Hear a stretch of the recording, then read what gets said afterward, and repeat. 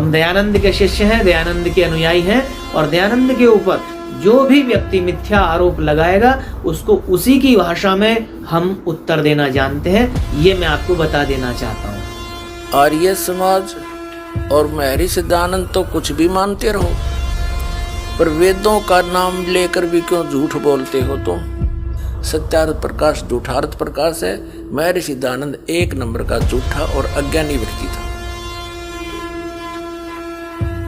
नमस्कार दोस्तों, स्वागत है हमारे एक और नए वीडियो में। दोस्तों, संत रामपाल जी पर आर्य समाज के एक श्रद्धालु ने गंभीर सवाल उठाते हुए बहुत आपत्तिजनक बातें कही हैं। तो आइए उस व्यक्ति के सवालों के जवाब भी देते हैं और जो गंभीर सवाल उठाए उनका जवाब भी देने का प्रयास करेंगे। तो चलिए आपको पहले उस व्यक्ति का एक वीडियो क्लिप दिखाते हैं और फिर उनका जवाब भी साथ के साथ देते चलते हैं। आज हम एक ऐसे व्यक्ति के बारे में बात करने जा रहे हैं जिस व्यक्ति को उसके अनुयायी संत कह करके पुकारते हैं, लेकिन जब हम उस व्यक्ति का जीवन देखते हैं तो उसके जीवन में कोई भी गुण या कोई शुभ कर्म इस प्रकार का हमें दिखाई नहीं दिया जिस गुण और जिस शुभ कर्म के आधार पर हम उस व्यक्ति को संत कह सकते हैं। जी हाँ, हम बात कर रहे हैं रामपाल दास की। यहाँ पर इन श्रद्धालु का कहना है कि संत रामपाल जी ने ऐसा कौन सा कार्य कर दिया है जो वो अपने आप के आगे संत लगाते हैं। अब आपको संत रामपाल जी के कुछ समाज सुधार कार्य दिखाते हैं।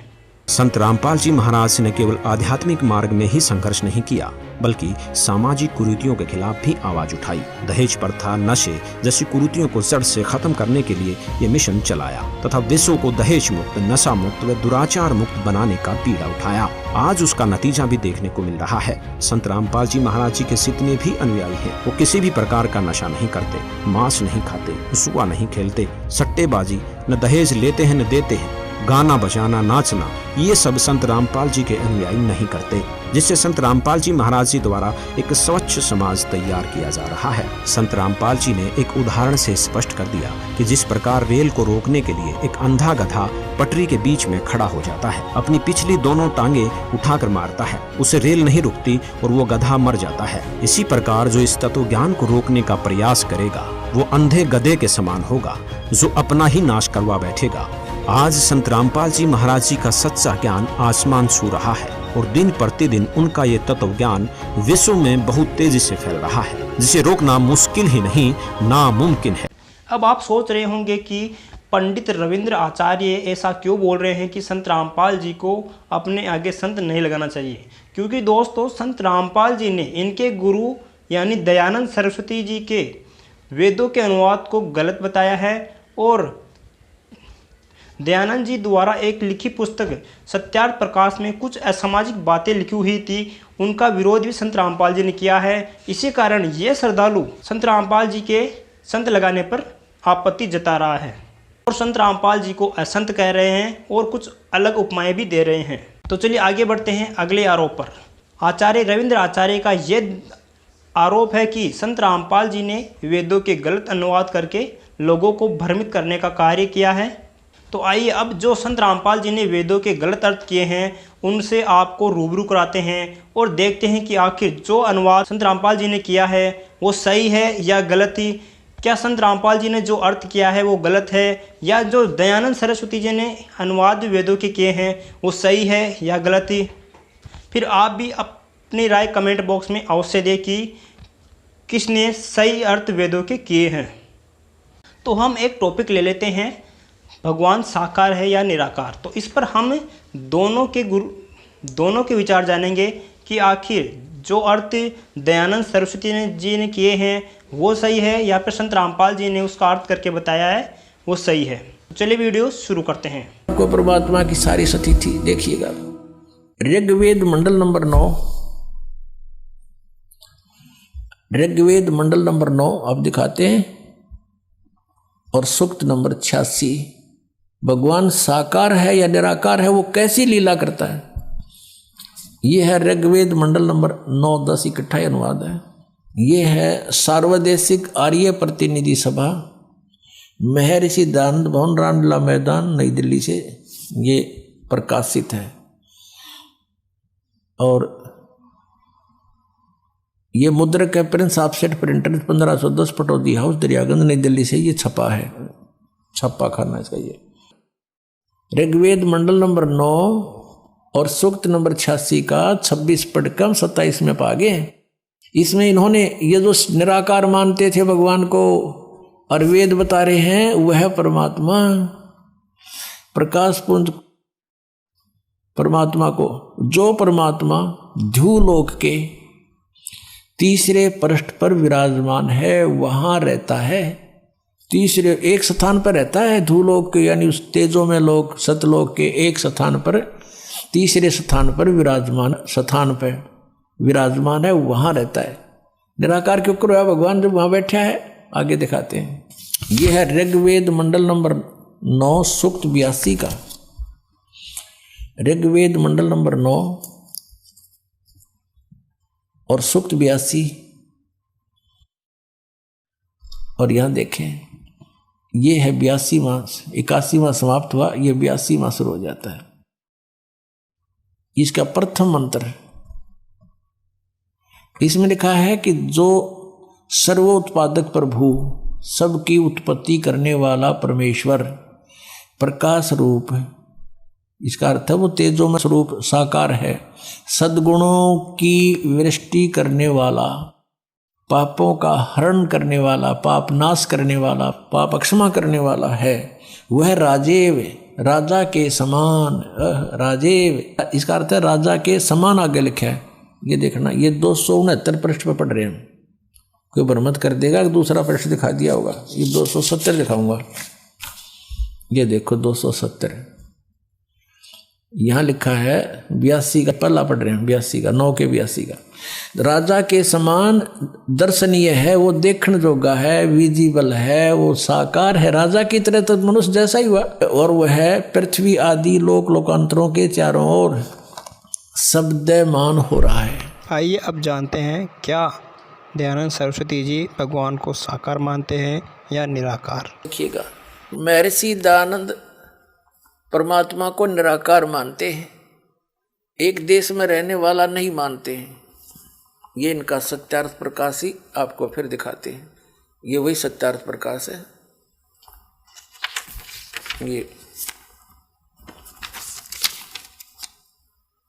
ये वही है।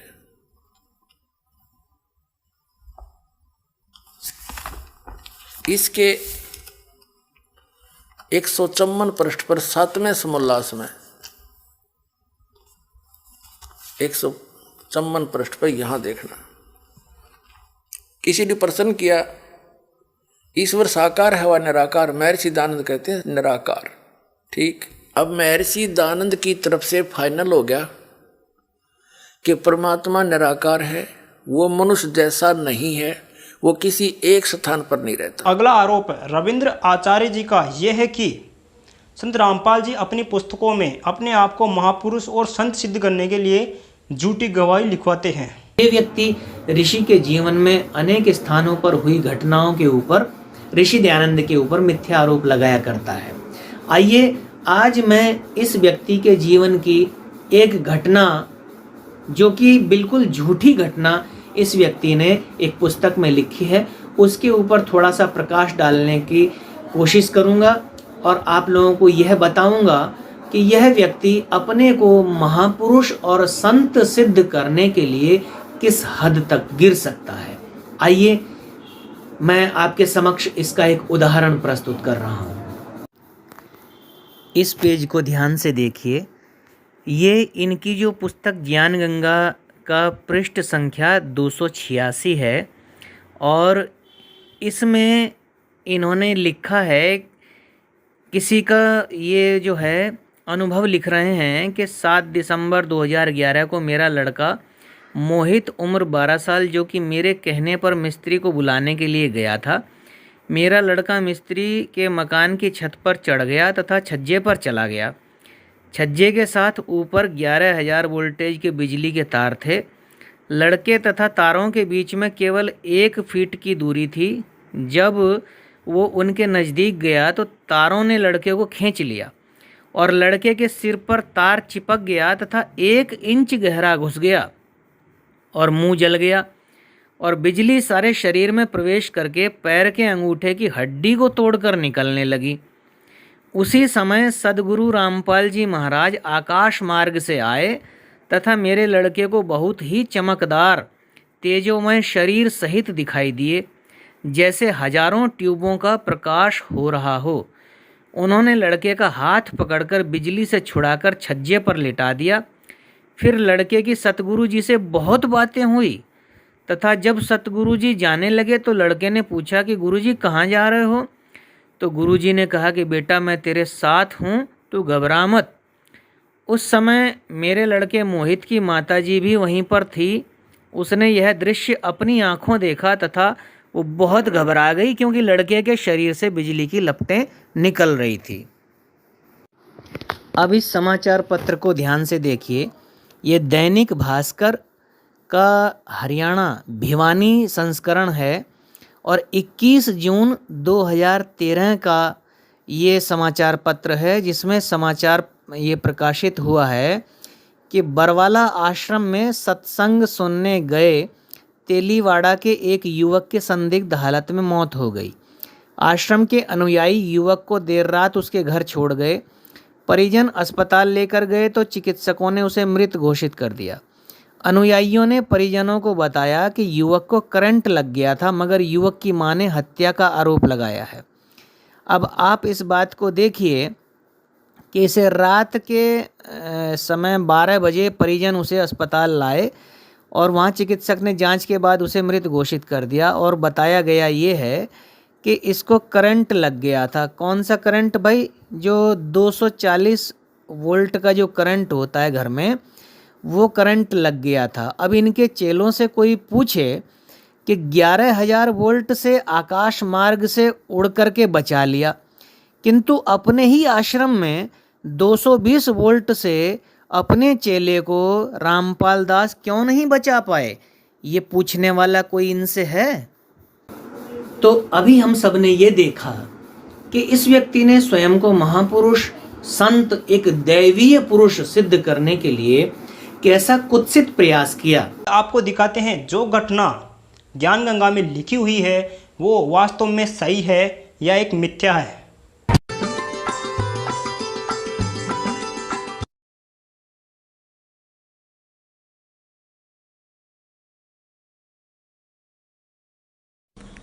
दिखा भाई, इनको बुला इधर। गुरुदेव की जय।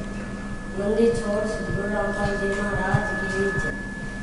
मैं किसी मिस्त्री के पास गया हुआ था, फर्नीचर वाले मिस्त्री के पास गया हुआ था, तो उसके ऊपर से 11,000 वोल्टेज के तार गए हुए थे।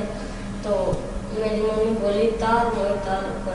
मैं से देखने लगा तो ओ बिजली ने मैं खींच लिया 1.5 फुट ऊपर से। ये सिर देखा, नीचे न करके देख।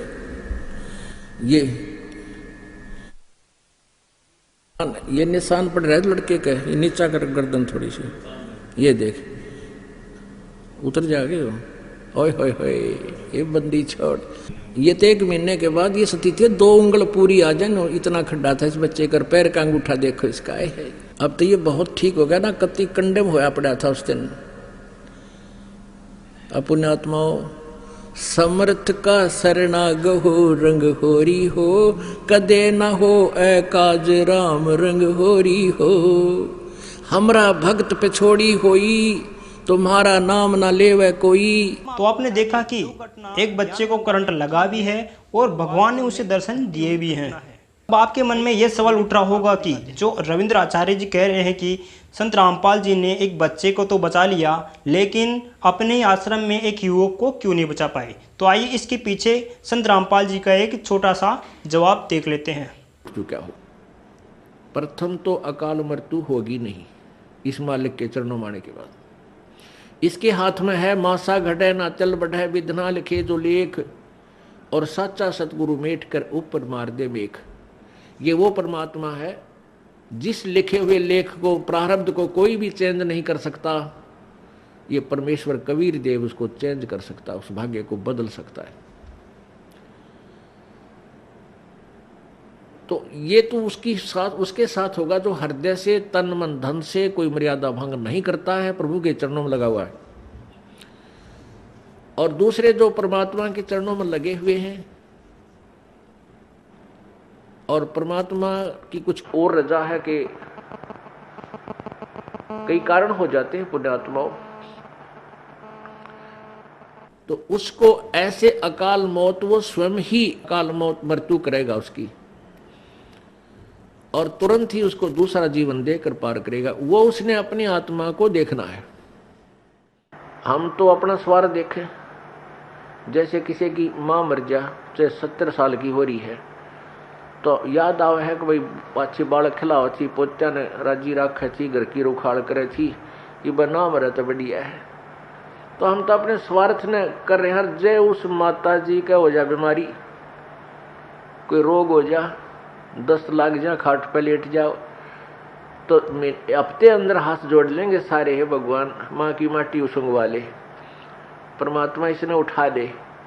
तो कहने का भाव ये है कि यदि परमात्मा किसी भी समय पर अपने सच्चे भक्त लगा हुआ ठीक है और उसको ऐसी कोई घटना करता है, ऐसी कोई घटना होती है अकाल मृत्यु की, 2 कारण से होगी, या तो आपका नाम खंड हो चुका है, उसने आपको काल ले गया, या परमात्मा अपने हिसाब से वहां से तुरंत दूसरा जन्म देकर आपको पार करेगा। तो आपने देखा कि रविंद्र आचार्य जी ने कुछ मिथ्या आरोप लगाए थे, जिनका जवाब हमने इस वीडियो में देने का पूरा प्रयास किया है, और जो रविंद्र आचार्य जी के मन में कुछ शंकाएं थी उनका समाधान करने का प्रयास भी किया है। तो आज के लिए बस इतना ही, मिलते हैं ऐसे और नए टॉपिक के साथ।